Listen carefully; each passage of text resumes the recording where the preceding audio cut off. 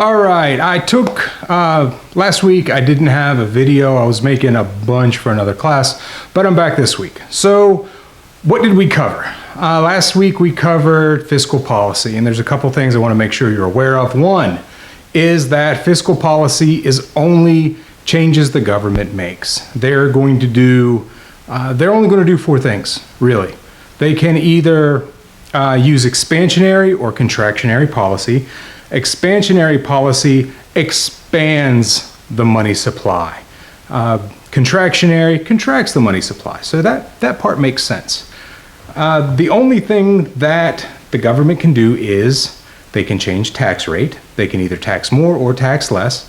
Taxing more is contractionary. Taxing less is expansionary. If you pay fewer taxes, there's going to be more money floating around. If you pay more in taxes, there's going to be less. The other thing they can do is stimulus packages. You should be incredibly familiar with stimulus right now. Everybody's waiting for their check, or maybe you've already got it, but those are floating around. That is a way that the government can stimulate the economy. If you're stimulating the economy, you're handing out money, you are using expansionary policy.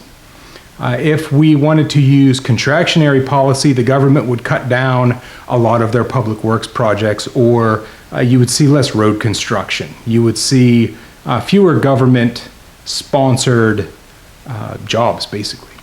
And the way that works is there's a thing called the velocity of money.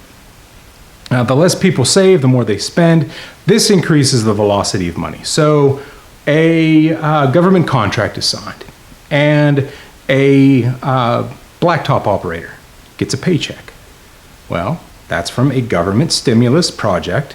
He gets his paycheck, or she, cashes it in, and then he or she spends the money.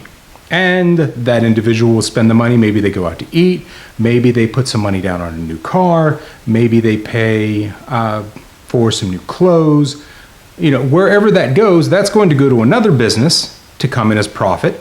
And that profit is eventually going to work its way down to employees through wages. And then those people are going to spend money. So it's a cycle. The more money there is in there, and the less taxes, because taxes will take some of that money during every transaction, kind of eat away at it, so there's not as much.